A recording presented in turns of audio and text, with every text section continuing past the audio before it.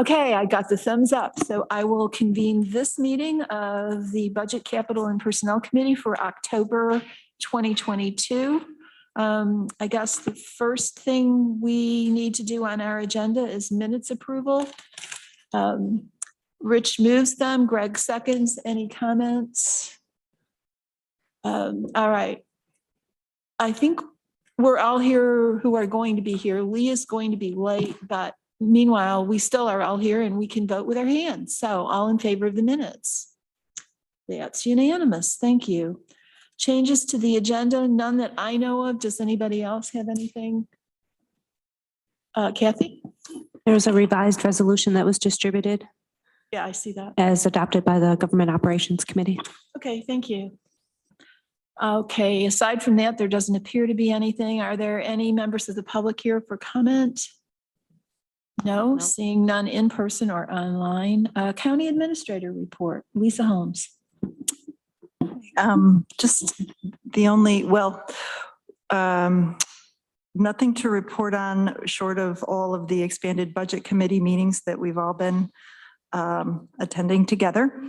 But just from our office in terms of personnel and hiring, I have made you aware that Anitra Rivera will be joining us as the next Chief Equity Diversity Officer for the county. Her start date is December 22nd, or December 12th, rather. December 12th. Could you give the name again? Her name is Anitra Rivera. Thank you. And she's relocating here from Missouri. She has two sons at Cornell University. So she just needs that time to relocate. I have extended an offer to a deputy county administrator candidate who has accepted but has not made his current employer is not completely aware, so I can't make a public announcement just yet, but I'm looking forward to making that as soon as possible. I've also extended an offer for employee health and safety coordinator. So hopefully two more announcements will be forthcoming as soon as I'm able to make them public. And that's it for my report. Thank you, Lisa. Does anybody have questions for Lisa? Seeing none. Director of Finance. I have no formal report, but I did see the room tax numbers for the third quarter and I prepared that report. I'll be submitting it in Minute-Track today. So you'll see it at next Tuesday night's legislative meeting. It's the best quarter we've had yet. If you remember, the last quarter was the best quarter we had ever had. This is in excess of that. This is the best quarter we've had in room tax. I believe it was, don't quote me on this, but I think it was 1.5 million for the quarter, just for the quarter. So those numbers are being generated now, and you'll see that next Tuesday night at the legislative meeting. So that would be for July, August, September? Correct. Okay, outstanding. Mike? Through the end of August, and then they have until September to pay, and then we report it by mid-October. So it doesn't include September? No. Oh, that's great. In July, August. So it's a month off. That's weird, but okay. Is weird. It includes December through, right? December, January, February is quarter one. March. February, March. It's a weird. Oh yeah, There's a weird offset offset. There's a 1 month offset. Yeah. Just to keep us on our toes. Mike. Throw a little cold water on it. I'm sorry, Rick, but I read that the CEO of JP Morgan today is predicting a recession halfway through next year. There's quite a lot of Cassandra prophecy going on out there. And if you're watching the numbers on major retailers, there's probably good reason to be concerned. A lot of it, I think, is consumer perception. And of course, the incredible inflation we're seeing, especially with things like food prices. Well, and what's happening in Europe? Yeah. And then, yeah. And the producer price index comes out tomorrow, and the consumer price index comes out the following day, and retail sales comes out on Friday for a lot of So it's a week of retailers. joy we're So looking it's at. going to be a great week of joy. All right. Oh, and the freight railway workers are threatening to strike again. So, yeah. That deal is not done. Woohoo! One other question. Like, Rick, do you think we ought to revisit the issue of the level of our fund balance going to that range that was originally discussed a couple of years ago instead of going to that solid number? I don't think so. Number one, I think we will pretty well beat it to death last year. I don't think you're going to squeeze any more information statistically out of the numbers that we already have. We have been able to provide some more recent figures on fund balance. We are in the midst of this year. And given that this year is still a good year for the county, we know that there could be a recession coming and the economic downturn is ahead of us, and you can look for some sadder times ahead. I don't think there's enough information that is really going to add much to the discussion. No, except there's been a change in personnel here at the legislature. Well, yeah, we may have beaten that horse to death, but there's 5 new beaters. Join. Well, I'll leave it up to Lisa because I think in preparation of that, I think she put a pretty good handle on what we can reasonably use next year in her 2023 budget. And I haven't seen a lot of extravagance, even though we talked about spending a lot of fund balance a year ago. A lot of that has remained to be spent yet. Oh, well, we And seem to so- be well on track to be spending it next year. I mean, I'll leave that up to you to make the final decision, but we've had so many great years of surpluses. And I think my personal opinion is before we start spending a lot of money on fund balance, I think we ought to do right and do the taxpayers a good turn by reducing taxes significantly in the next couple of years. Because this state is going way, way too far in overtaxation of at every level, state, local, federal, in every way, shape, and form. And I think if you're really looking for sustainability and longevity, you should be looking at how you treat your taxpayer, the Joe working class guy, and start giving them a break rather than coming up with a whole lot of new ways to spend money. That's just my personal opinion. And what county are you living in? County of Groton. Thanks, Rick, for your Cortland? response. Okay. Are you in Tompkins? Of course, I have to be. Oh, okay. Well, welcome. Welcome. Okay. I've been paying taxes for 9.5 years. Oh, all right. So yours is a completely disinterested opinion. Thank you. I will say apropos of that I'm on this Nextdoor email app or whatever the heck it is. And there has been quite a long chain of discussion about how high school taxes are. So, yeah, I think if somebody wants to give the taxpayers a break, it might be incumbent on our school districts to do so. In any event, moving on, committee chair reports. I have nothing other than to reiterate that we have another rousing expanded budget committee meeting on the schedule for 4:30 this afternoon. So I'm sure we're all looking forward to that. Workforce diversity and inclusion. I do not see Henry Granison, but Annie Corman is here. Annie, did you have anything you wanted to report for WDIC? No, not at this time. Okay, thank you. Did y'all meet this month or is it next month? We've been meeting monthly, Oh, okay.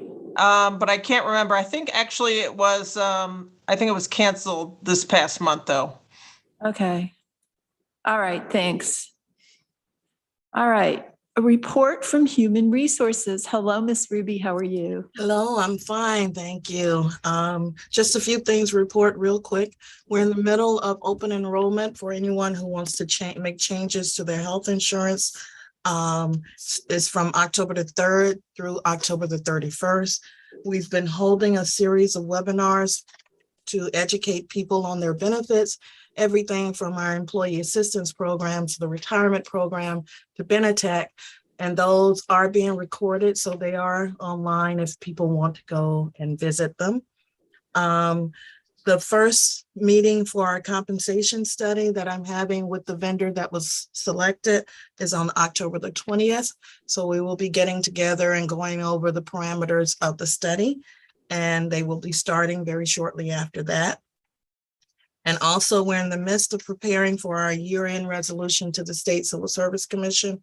So any new positions, any positions that have changed classifications, any positions that we are petitioning the state to change classifications will be included in that year-end resolution. And that's it from HR for right now. Thanks, Ruby. Does anybody have any questions for Ruby? All right, seeing none, we'll move on to our resolutions. Let's see. I'd like to move the resolution for adoption of cash management and investment policy ID 11211 up to the front since Rick is here and on a roll. Does anybody? Yeah, Greg will move it. Rich seconds it. Thank you. It's on the floor. Rick, would you like to speak to this resolution, please? Sure. Legislators have asked for a small report on where our investments have been, and I thought I would move the investment policy up a week or two so that we could discuss the overall investment policy if there's any changes to recommend. It's pretty much the same as last year. The only change is that we increase the level of what we feel is reasonable for what we call the state authorized cooperative investment programs. On page 2 of the investment policy or page 39 of your packet, you can see those two small changes where under institution, we've moved from 10% to 40% of the overall portfolio of investments can be deposited in one of these state authorized cooperative investment programs. You might be asking, what is that? In short, it's very similar to, if you're familiar with the health insurance consortium and how we created that, and now I think we're up to, how many next year, 50 some, close to 60? I believe that's right, yeah. Between 50 and 60 municipalities, up from 11 when we first started it 10 years ago. It's a similar type of pool where only government entities put their money in, and it's safeguarded by the same parameters that we are governed by in the type of investments that we can invest. So in other words, this pool is not investing in stocks or corporate bonds or anything risky. It's only investing in the same vehicles or instruments that we as a county would be allowed to operate. So why do they get a bigger return? Well, they have More money. they got more money. When you pool all that money together and you're investing millions or billions of dollars, they get a much better yield. If you're familiar with where the 6-month and 1-year treasuries right now are, that you can get over 4%.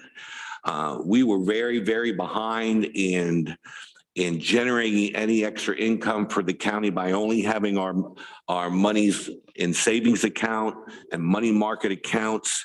And so part of that process was to evaluate how we could simplify the process with a limited staff rather than doing a lot of treasuries on our own, which takes a bit of administrative work. That's the kind of work I used to do for the consortium when I was treasurer. I used to have to pick certain securities, and we'd go out and we actually buy treasury bonds and treasury notes every month. And it takes a lot of time to record that and record the interest and working with an investment advisor. And so to cut all that out, so we're not making these individual investments every week or every month with our own staff, we thought the smartest way to go would be to go with the investment pool. And so we've had them written into our policy for 2 years now. You'll see later on in the policy where it lists those who we can invest in, like on page 7 of the policy, page 44 of your packet, you see New York class is added as one of our depositories. You also see them in Appendix D on page 10 of the investment policy, or package page 47, New York class. That is the institution that we've chosen to invest a lot of our funding in. So recently, as we were putting this policy together and increasing what we feel is a higher percentage of what we would put into this portfolio, we raised it from 10 to 40%.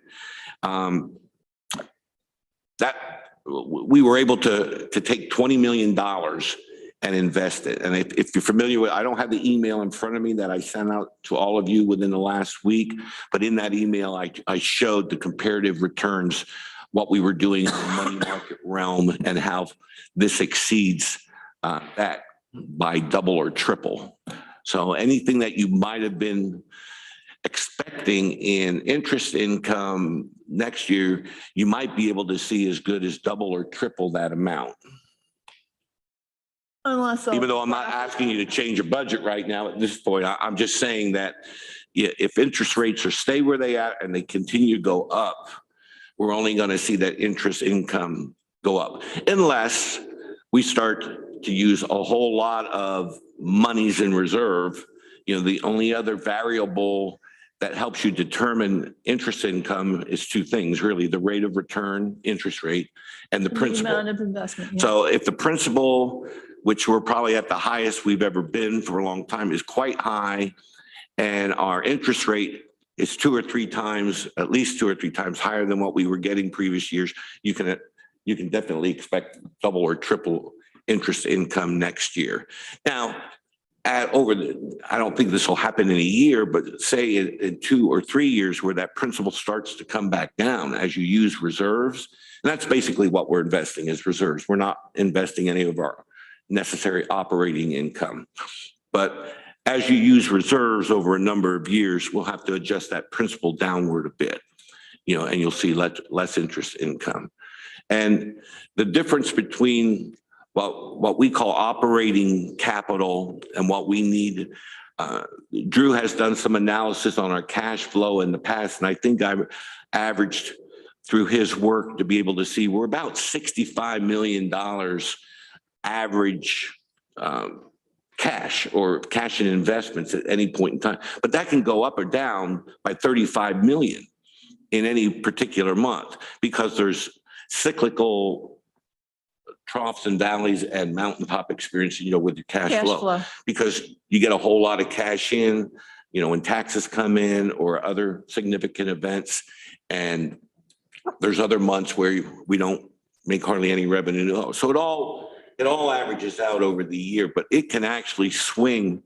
And we measured it during COVID, so that might have been a little bit exaggerated, a little bit swingier, or is that a good one? If Deborah says it, it must be a word. It must be. But it can vary by $35 million. So we tried to stay conservative. The investment policy has only that one change on that page 2 of the investment, 40%.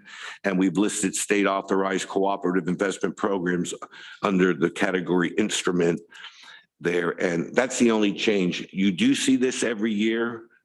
And so that's something that you can change on any given year. So we're just bringing it to you a little bit early this year. Instead of bringing it to you at the end of the year, we're bringing it to you now. Does anybody have questions? Mike?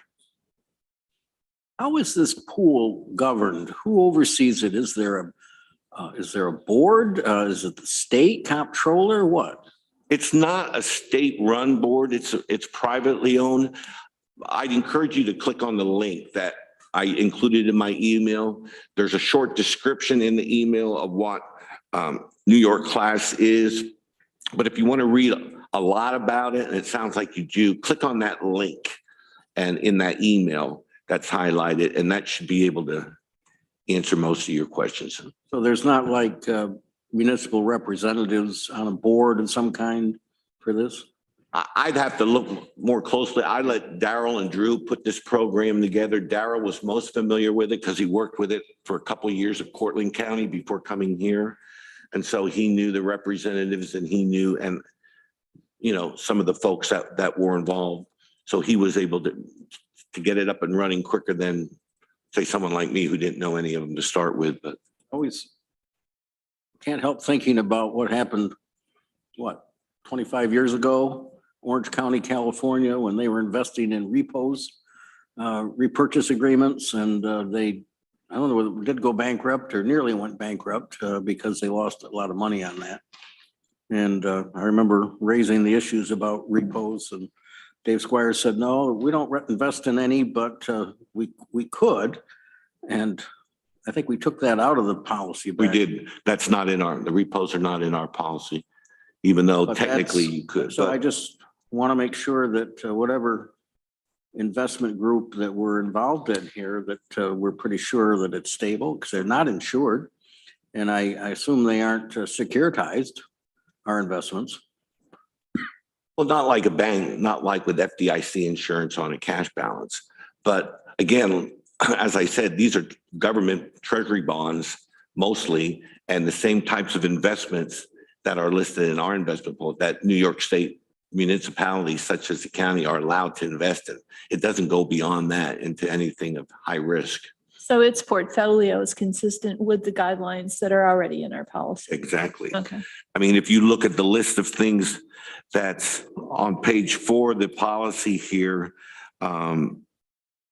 permitted investments, you see the things that we're allowed to invest in. These are the same types of thing that this pool is invested in also.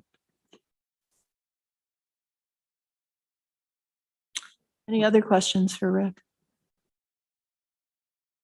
Well, I've got a couple things. One of my colleagues who's not on this committee and couldn't attend today, he had a couple of questions or observations.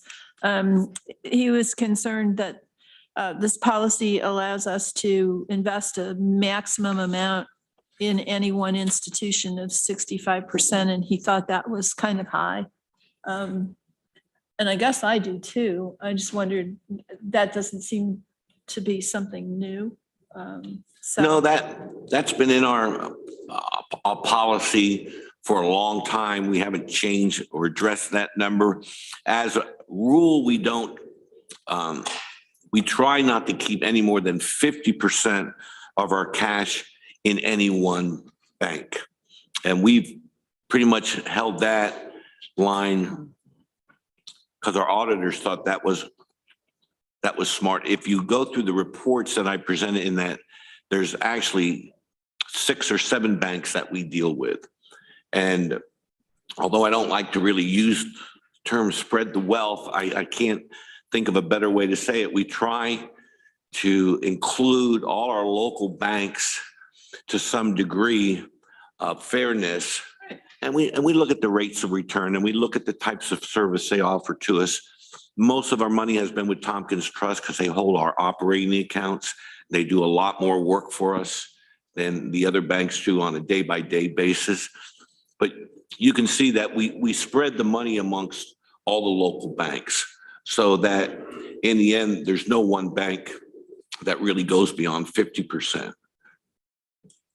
Yeah, well, I guess from my perspective, having worked at the FDIC, I mean, unfortunately, no matter how much we spread things around, our accounts exceed the insurance limits. But they're fully collateralized, which means anything that's over $250,000 per account, they have to have matching securities to back in reserve at their bank the amounts of our deposit. So we're fully collateralized. And if you read in our financial statement, the footnote on cash and investment, it describes how that collateralization works. So everything that we are as far as bank deposits go, is either FDIC insured or fully 100% collateralized. Say that 3 times. Collateralized. Okay. Okay, thanks. I'll pick you, Rich, but I want to ask this one other question that our colleague has asked. It would seem we should receive an RFP from the banks each year or two. I assume there's a reason we don't do that. This goes back to even before my time. We could do that if we were directed to do that. We have not here because we've had a working relationship that over many, many years has satisfied all the local banks, lenders quite well. They've all been happy with the level of business that they could achieve. And some counties end up dealing with a bank that's, you know, like a big national bank or worldwide bank like Bank of America and they don't even have a local presence, you know, and you can bank that way and maybe get them to submit an RFP and undercut everybody else. And then you leave all your local institutions who make money on our money, quite frankly, in the lurch. You leave them and you expect them to be a good community neighbor to Tompkins County. I expect Tompkins County to want to be a good community sponsor to our banks also. So we could do that, and we could probably do that as other counties do, but because of the political correctness of spreading the wealth and treating all the banks relatively fairly with a level of income and a great service that we've always maintained with our main bank, Tompkins Trust or Tompkins Community Bank is our primary bank. We've not been asked or pressured to move in that direction. So it's Well, something. I'm really not asking you to justify your choices here, and what you say Right. makes good sense. If we keep our money in our community, it serves our community. But the question was raised, and I said that I would ask. So, all right, I've got Rich, I've got Greg, and then Mike has another question. Thanks. Yeah, the 65% struck me as a high number. However, I'm wondering if that is also in there to help us avoid rebalancing. If we had to, say, cash out one of the banks and it drove another one up above 50%, then you'd have to rebalance the whole portfolio, and it gives you flexibility that way. That's true. And like I said, we try, and our auditors pretty much hold our feet to the fire. We try to keep that level at 50% and less. I even get collateralization reports each month from the Treasury Division that list what percentage of our total cash balances that bank has. So we monitor every month to make sure that no bank goes over and above 50. Thank you. Thanks. Greg? Yeah, I was just going to jump on the local banking. I think that's a wise decision. I definitely fully support that. I think there's a lot of value in staying as local as possible. So appreciate your focus and consideration. I also think it'd probably be a logistical nightmare to do an RFP, you know, in any level of frequency to change and then to swap accounts. And then it just seems like it would be way more work than it's worth. So there's another big plus, and I almost forgot to throw this out there, but without this, there would be even more emphasis on maybe doing an RFP. And that is, with our current bank, we pay no fees or penalty of any type. Nice. I mean, Can I get that you deal? can't probably find another county or banking relationship throughout the state where, you know, there's no fees charged. Yeah. And so what do you give up? Well, you give up probably some percentage, you know, a lower yield on your checking account and or your money market accounts. But because we have a relationship where there's no fees for any of the incidentals that they could be charging, and there's no minimum balance requirement either. Both of those things are usually set in stone when you develop a long-term banking contract, that they're going to have a fee structure and insist on a minimum balance of X. So I thought I'd give that out to you too. I think those were achieved over a long period of time of negotiations with, you know, well, you know, we'll keep this much with you if you'll just waive the fees. And that's worked out with most of the banks.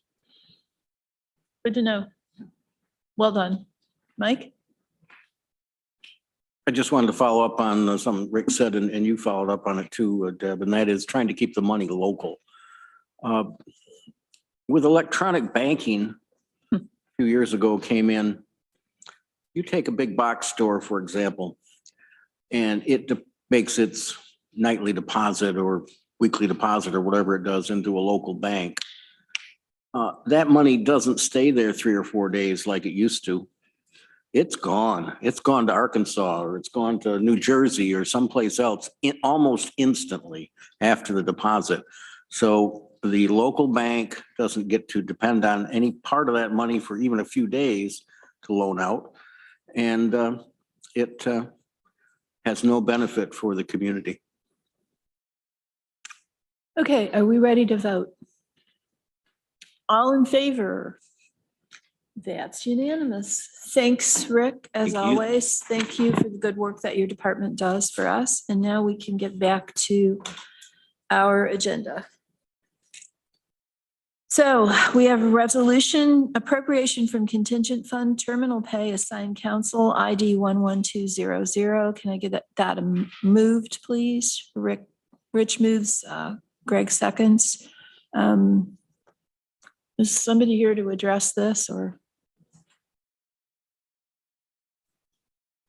So I think that it's a fairly routine.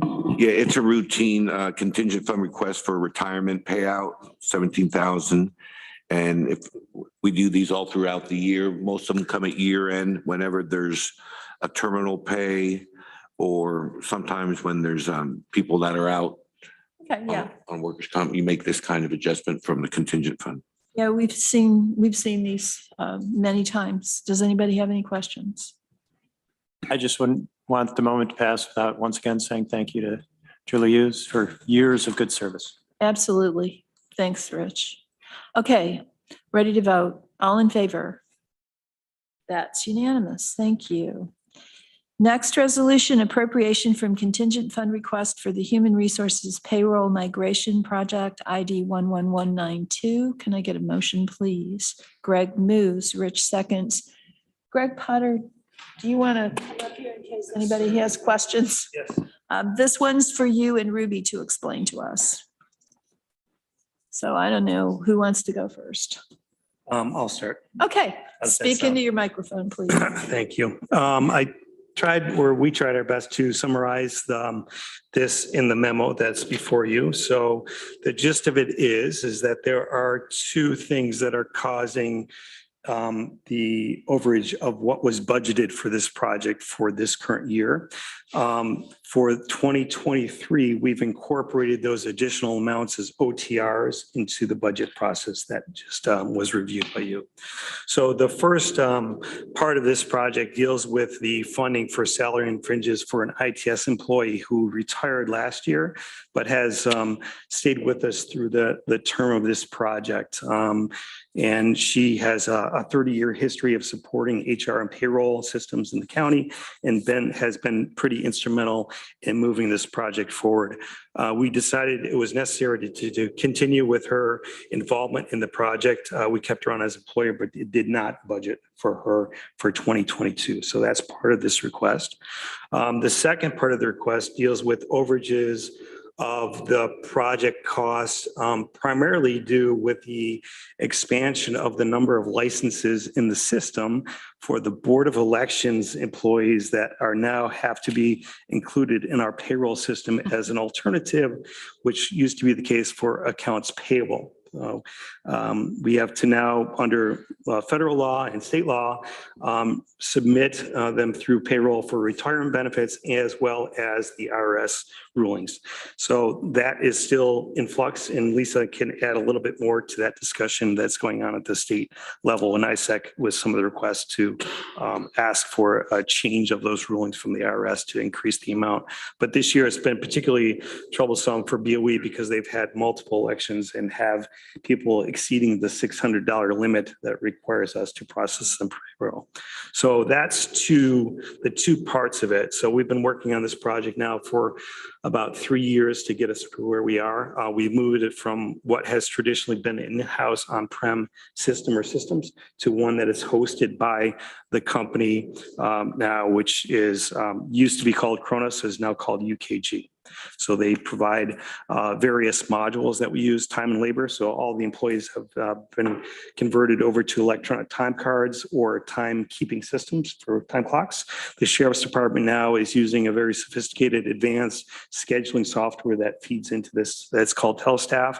Then we have the HR payroll module, and then the ACA module, which does reporting for the Affordable Care Act requirement as well.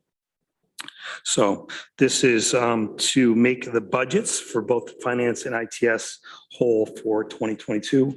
The difference then for next year has been incorporated into one-time OTR or OTRs for ongoing OTRs, and one-time reducing the ITS employee to a half-time position for next year. That's one time. Okay, thank you. Any questions for Greg? I have one. How is Paris? Very nice. Thank you. Yes. Yeah. Yes. I bet it was. Yes. Yes. We just You got lucky dog. back Sunday night. Yes. All right. Ruby, do you have anything to add to that? No, I don't. Greg did a wonderful job. Okay, thank you. Any questions? All in favor? That's unanimous. Thank you, Greg, and Thank you. welcome back. Thank you. Okay, next we have a bond resolution authorizing the issuance of up to $7,098,000 in serial bonds and notes of the County of Tompkins, New York, to pay a portion of the cost of various capital improvement projects at various county facilities. ID 11167. Can I get a motion on that, please? Rich moves, Greg seconds. I assume this is the bond issue for the expenses we approved for phase 1 of green facilities, which those resolutions went through last month, I guess. Okay, any questions? We probably should pay for it if we are going to If spend we money. want to spend it, yeah, we kind of have to. Yeah, all right. Fiscal prudence. Yeah. All in favor? That's unanimous. Thank you. Okay, the next one is a bond resolution authorizing the issuance of up to $3,676,000 in serial bonds and notes of the County of Tompkins, New York, to pay a portion of the cost of reconstructing the Podunk Road Bridge located within the county. ID 11168. Mike moves. Greg seconds. Mike, I'll let you speak to this one because it came out of F&I. Yeah, this is the bridge that we're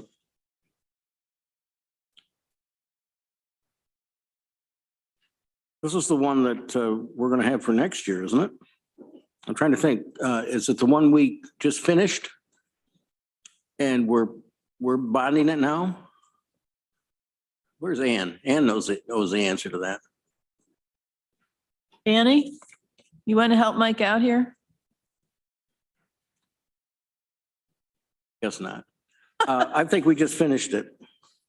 Definitely Podunk Road Bridge. Right. And I think it's, I haven't been out to it myself, but Ann kept us abreast of it because she lives pretty near it. And we simply have to borrow the money, pay for it. Yeah, 3.6 million is a hefty chunk. Bridges aren't cheap. Apparently not. Is there state or federal money going into this? This seems like. I think there was. Did this come to another committee? We had, yeah, we have to Yeah, have the money in place in order to get the reimbursement from the feds and the state. So why aren't we doing a ban? Well, because you have to have a bond resolution approved before you can go to and get a bond anticipation So bill. Whether it's a bond or a ban, it takes the form of this type of authorization. So we're going to end up getting a ban. Even when we just do a ban Okay. for it. Thank you. And that's to have the money in place so we can execute the work and then get reimbursed. Correct. Whatever portion is not our portion. Correct. We aren't going to spend the total 3 million on it, 3.5 million. So just out of curiosity, what happens when we do get the money and we realize we don't need the full amount that we've bonded for? Do we then just pay off the? Yeah, these are for 1 year, and then when they come due, we just pay off the amount that and how do we pay it off? By the money that's come in from either the Fed or the state that's been dribbling in over the last 12 months. And then we pay off that portion. And the only thing that remains that we might bond is that smaller, insignificant 5 or 10% that the county is on the hook to pay. And sometimes that's so small, Lisa and I have pretty much agreed if it's like $1 million or less, a lot of times it makes sense just to pay that out of the road fund balance. Rather, if it's less than $1 million, if it's more than $1 million, or we have a multitude of them that are like 750,000, something like that, we might bond 2 or 3 projects together for the local portion. But yeah, we only, the local portion, it will be a lot less. Okay, thank you. Any other questions on this? All in favor? Next one, another bond resolution. Geez, you're just in a borrowing mood there, Rick. Okay, a bond resolution authorizing the issuance of up to $1 million in serial bonds and notes of the County of Tompkins, New York, to pay the cost to acquire certain machinery and apparatus for construction and maintenance. ID 11169. Can I get a motion on that one, please? Greg moves, Rich seconds. Who wants to speak to this? I'll start and then Lisa can finish because it's a new program. It's $1 million where Jeff Smith and along with Lisa Holmes and Terry in the planning department have been doing a lot of work on planning and sustainability for the green fleet. One of the things that doesn't fit into the green fleet program is your large, heavy equipment like payloaders and tractors and big dump trucks and things like that. But Jeff still needs to buy them on a recurring basis. They used to show up as big ticket items in the operating budget every so often, which really creates quite big aberrations when you're looking at an operating budget, when you might have 2 pieces of equipment in 1 year and then nothing for another year or 2, and then a 4th year. So they came up with a 5-year replacement plan for heavy equipment to the tune of $1 million per each year. And we put that into the capital improvement program and we ran it by the bond attorney because the useful life for all this equipment is well in excess of 15 years. We're going to float bonds to pay for this heavy equipment for 15 years. And then I'll let Lisa, if there's anything else you want to add on how you constructed this. You captured it really well. This was originally conceived as part of the green fleet and we wanted to separate it out. And it does make it tricky, as Rick said, to capture in an operating budget for the highway program. So we thought that we lump them together in the capital. It's its own little capital plan, basically. Okay. Mike, you had your hand up? Just that the items that we're bonding for are itemized here. Right. And it doesn't take long to add up to $1 million when you're talking about heavy equipment. There's a front end loader, there's a bulldozer, there's a street sweeper, flowboy trailer, and an asphalt roller. And those 5 items will equal what we need to borrow. Okay. Deborah, Norma has her hand up. Norma and then Greg. All I wanted to do was add that, so this year it's $1 million, but in the, and on the par form, we have $1.4 million for $1,430,000 for 2024 and $1,345,000 for 2025. So it is a larger amount moving forward, to Mike's point. Well, you're just a ray of sunshine here, Norma. Thank you. Greg? What does this cost us? What is the additional cost of doing this? Or I guess the borrowing cost over the, It's just like if you bought a car cash or borrowed it over 5 year, the interest cost. That's the only cost. We have a certain amount of costs that are incurred by the financial advisor and by the bond attorney. But we do this bond program, whether we do 3 authorizations or 7, it's all pretty much the same amount of work.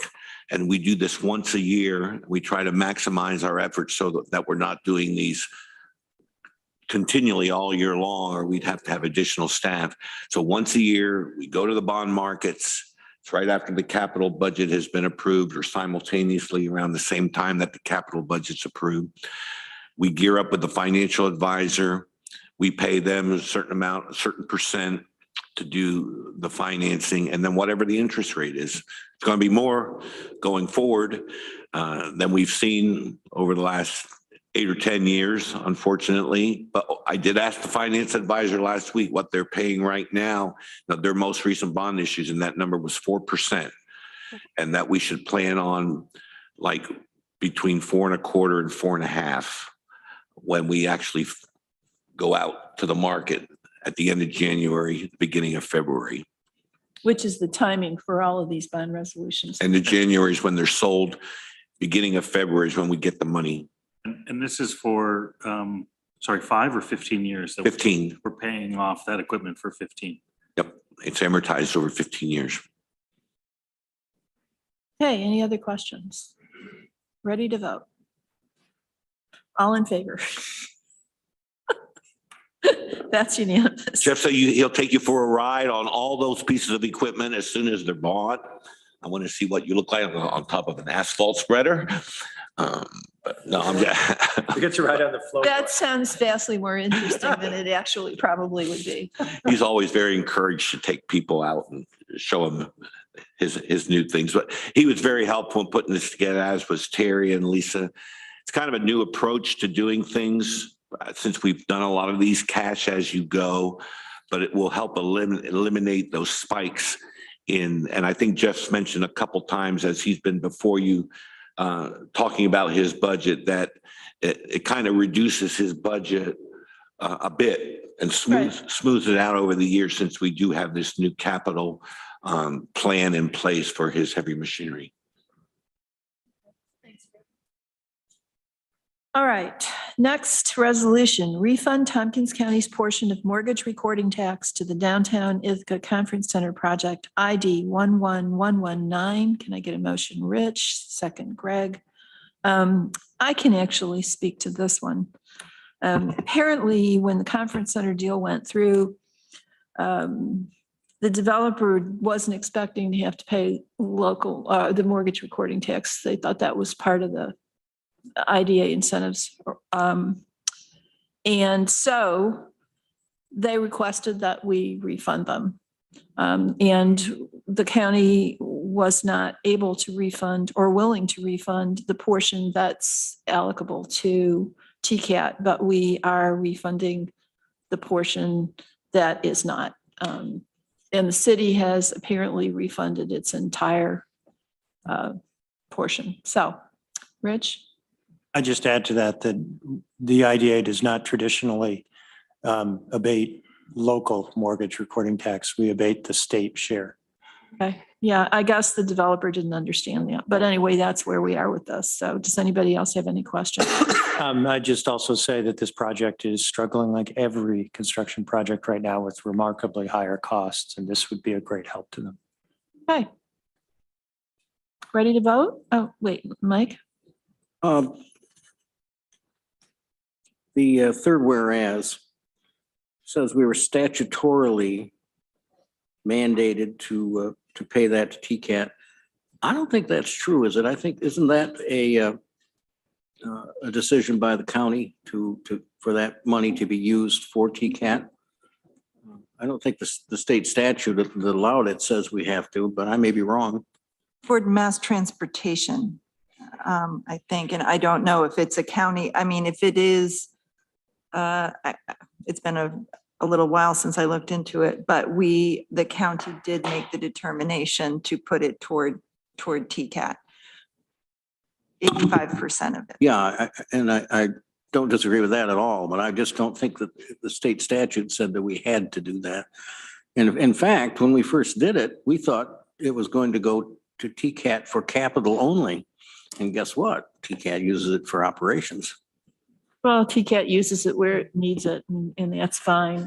I guess the question is whether or not Fine back then. this statement is factually accurate.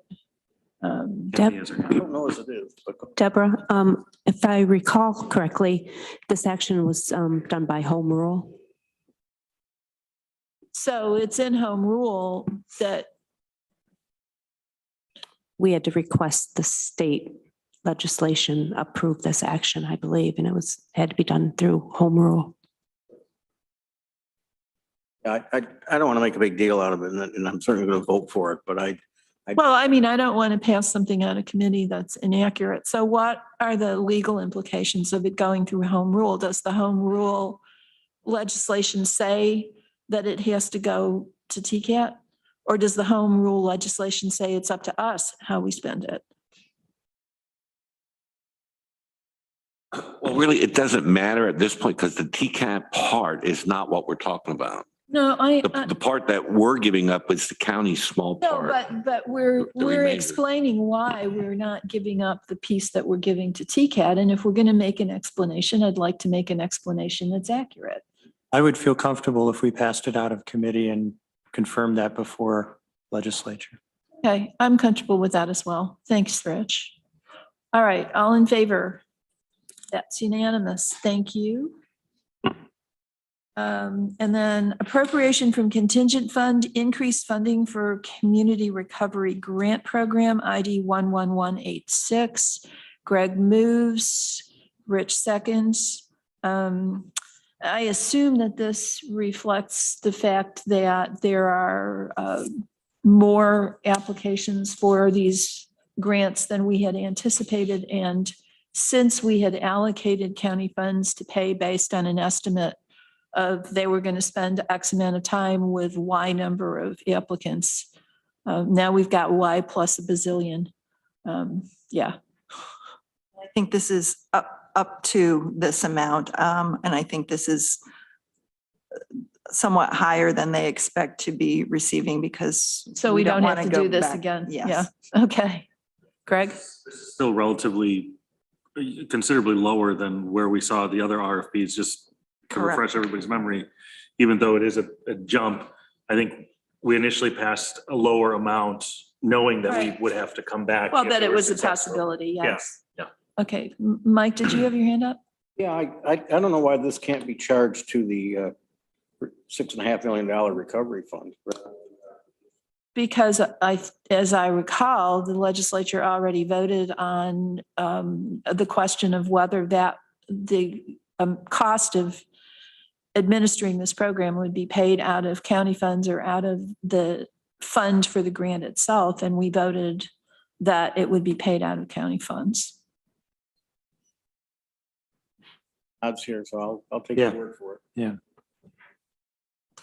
Anything else? We ready to vote? All in favor? That's unanimous.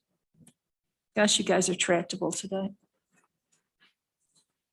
Hey, the next one is authorizing the replenishing of the contingent fund from general fund reserves, ID 11181. Can I get a motion on that?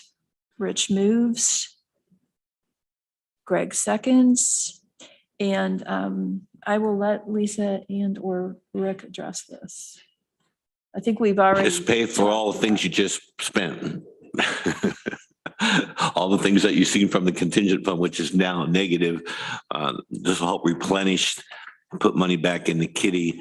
The second or third whereas there describes rough calculation of where we were at, where we projected to be at the end of the year. It's always kind of a back of the napkin kind of sketchy estimate, not really knowing every fiscal year is different, but I told you before, last year, I think we asked for 1.6 million, and the year before we asked for 1 million. We don't always spend it all. This year's estimate that we in county admin came up with a rough number that we're going to need another $1 million to get through the year. You may have to revisit this one more time if you go in excess of that, or there may be some left over and it just rolls over in the fund balance. It's our best guess at this time. Okay, any questions for Rick? Ready to vote? All in favor? That's unanimous. Thank you, Rick. And then amended contingency fund request to support new security function at the Human Services Building, ID 11208. Can I get a motion on that? Mike moves, Rich seconds. I want to say something about this. I know I watched the GO meeting where you removed that original third whereas. And I understand the concerns that were expressed that justified removing that. I want to stress for the record that as a general rule, when we change course on what we're spending, we explain in a resolution why we changed course. If it's all of your preference not to really allude to an explanation, I think for the record, we ought to emphasize that there are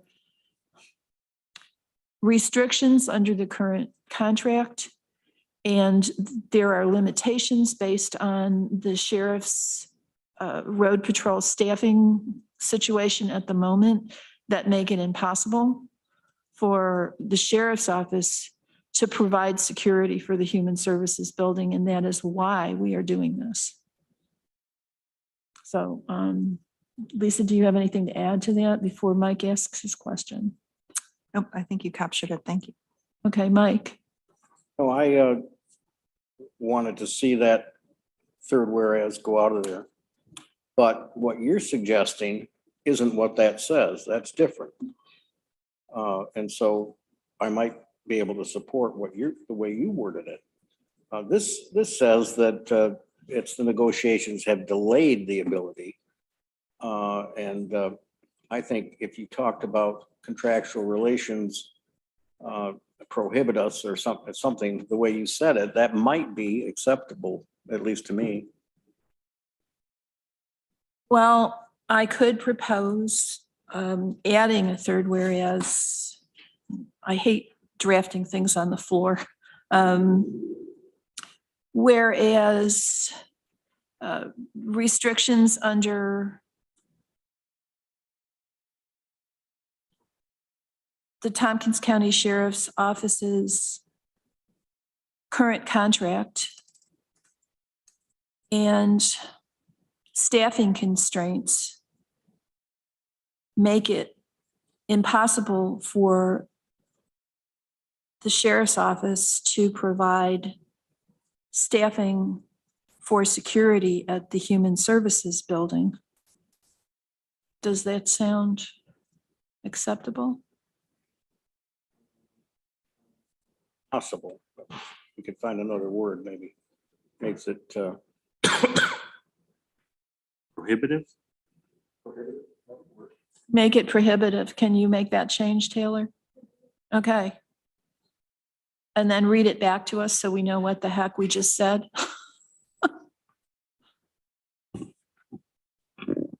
I have it, Taylor, if you want me to read it. You can if you'd like. I also have it though. Go Up to you. ahead. Nope, go ahead. Okay. So I have whereas restrictions under the Tompkins County Sheriff Office's current contract and staffing constraints make it impossible for the sheriff's office to provide staffing for security at the Human Services Building. And we're changing impossible to Prohibitive. prohibitive.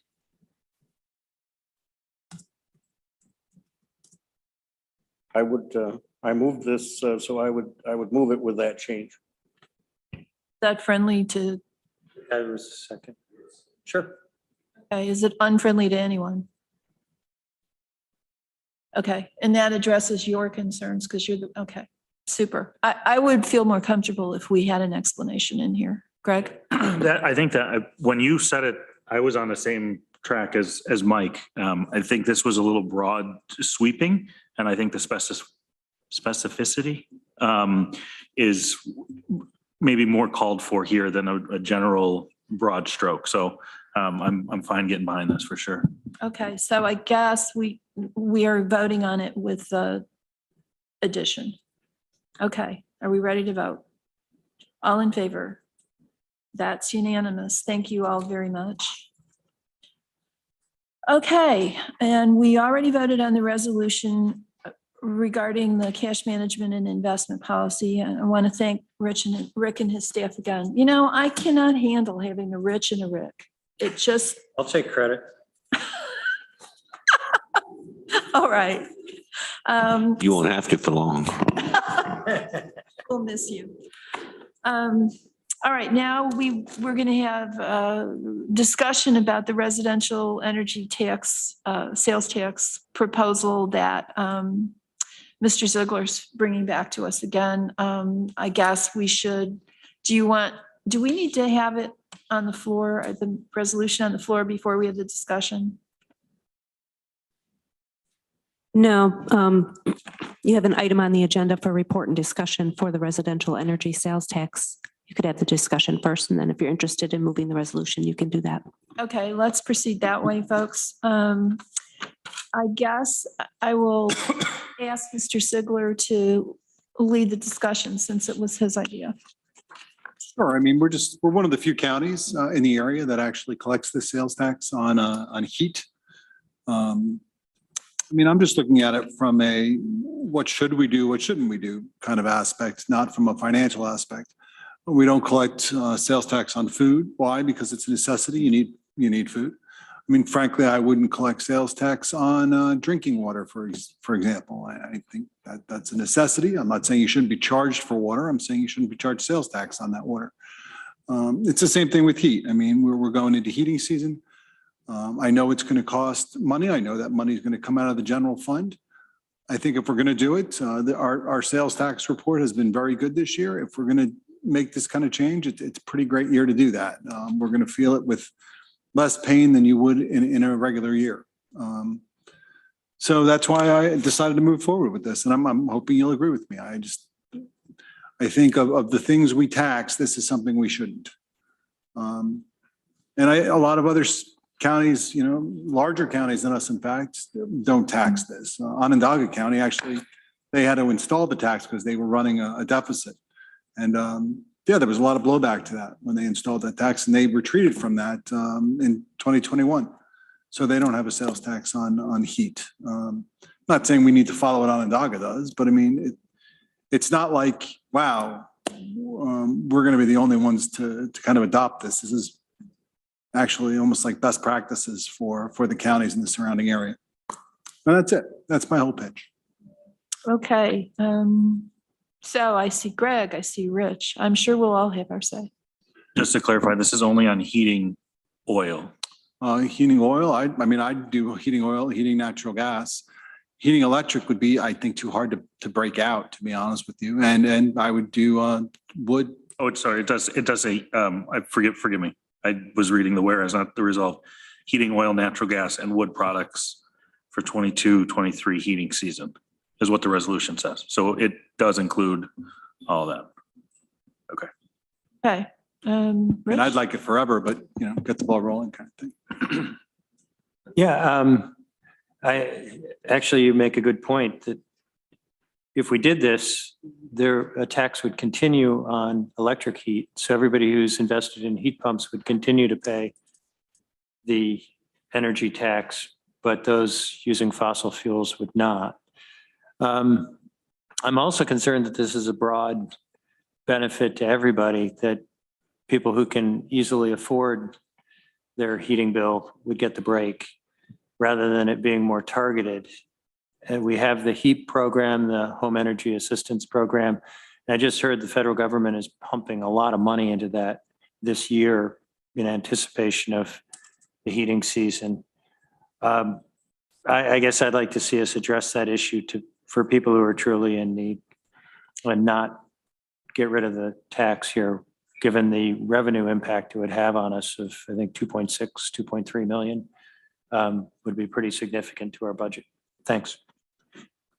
Mike?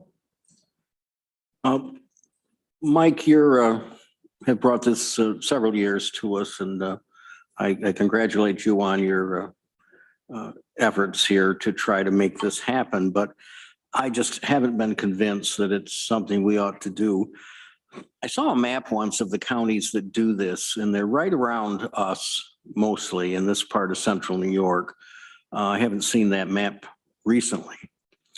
But boy, I know we've stood on our heads over the years about different kinds of sales tax exemptions. I can remember sales tax holidays for school supplies and clothing, fight over whether you would, whether there would be a cap on the clothing sales tax level that could be exempt.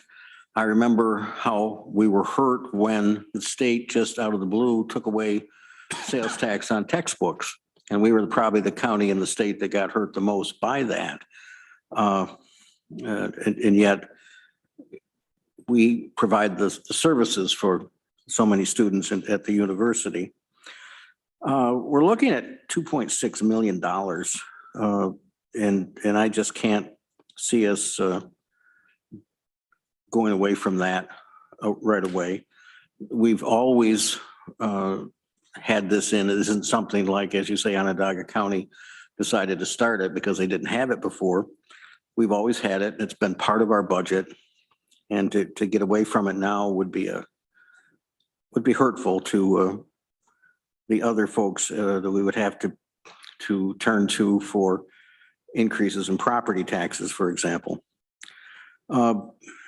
I think it's a nice goal, but I wish we didn't have to rely so heavily on the sales tax that we do, but it's the only alternative we have to the property tax.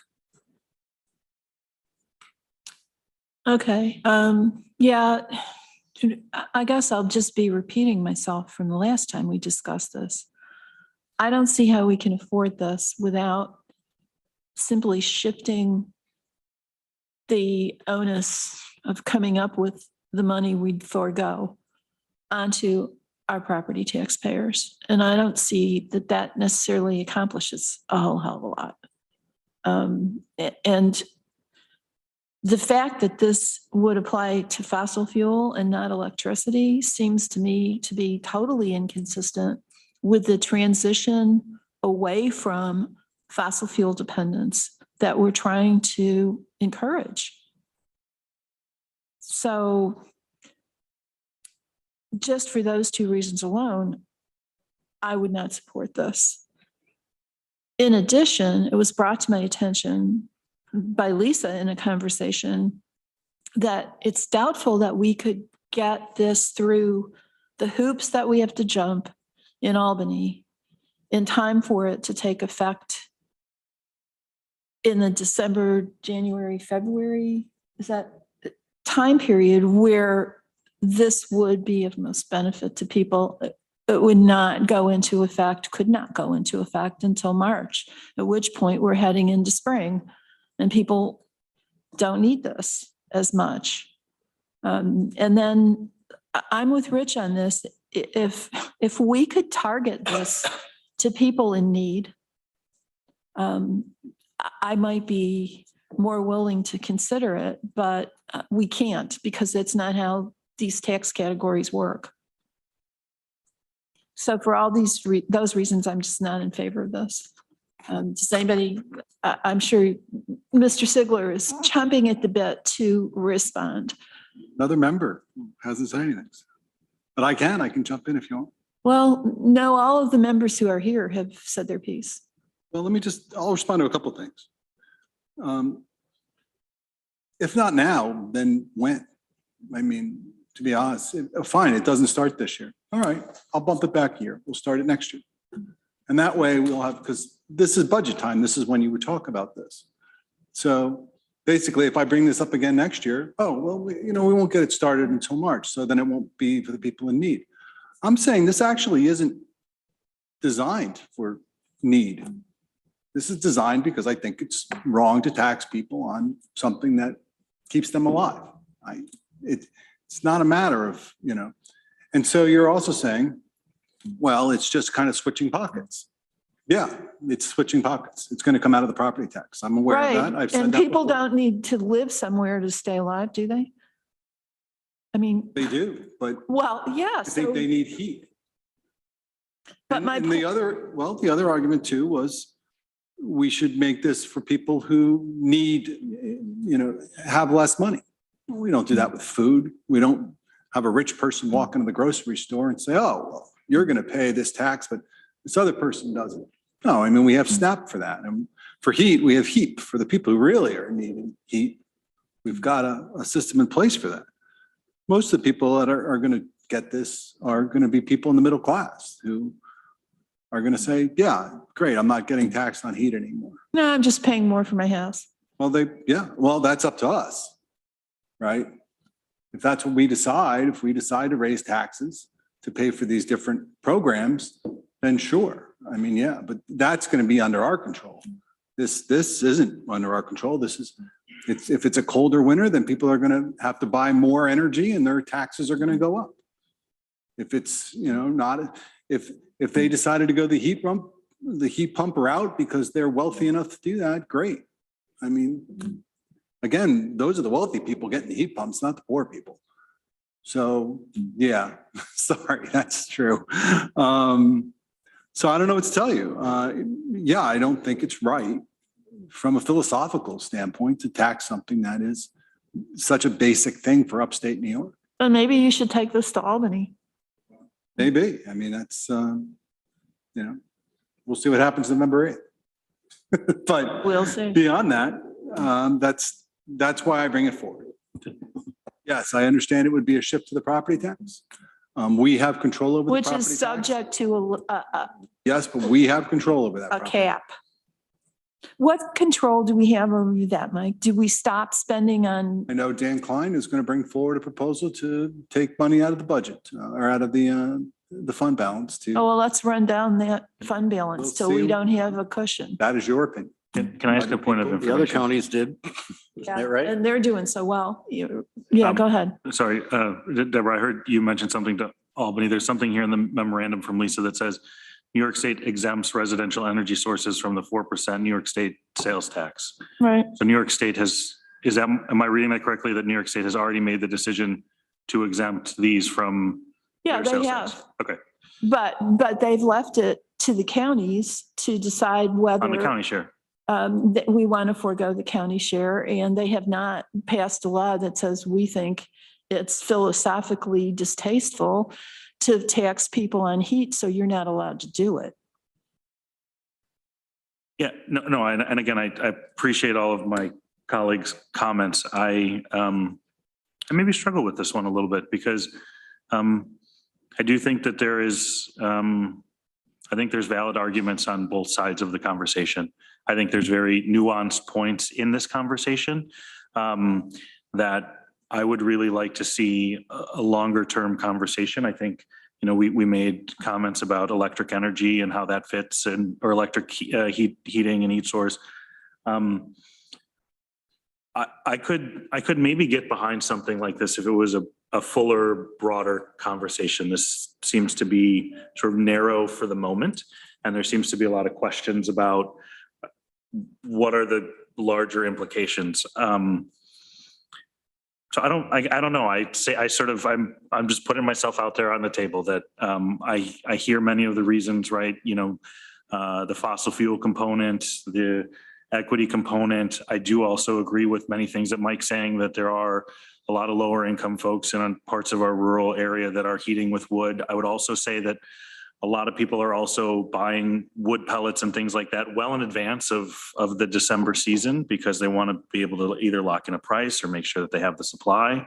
Though, again, those that are able to do that. I don't know. I feel like I'm rambling a little bit. I don't know. I'll just sort of leave it at that. I don't really know. We don't have a resolution. This is just a discussion. So I feel like I can sort of sit in my lack of clarity for the moment. but. Bask in the glow of uncertainty. Yeah, I guess, one, I appreciate Mike bringing it up because I do think it is a way to directly impact folks during a time of year where it can be cold and dark and there's a lot of economic uncertainty in the moment for many, many people. And it could mean something to some members of our community, and it could mean that to wealthy, to lower income, to broad spectrum, but it at least would be maybe impactful, maybe not even noticed. I don't really know. I don't know about the philosophical debates, but if this is something, Mike, I would encourage you.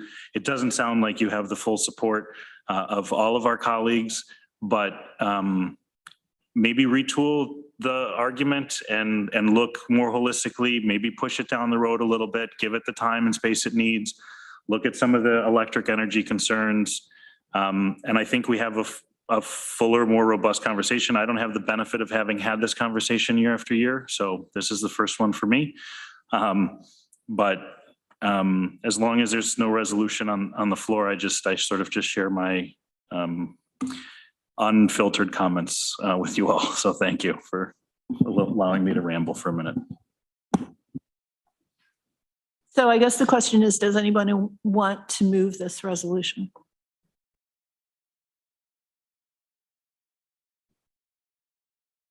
All right. I would move it as a courtesy, but Mike, do you just want to bring it as a member item? I could do that. That's fine. Okay. I think that's what's going to happen.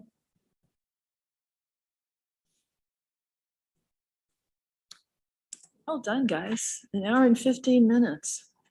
Anything anybody else wants to discuss?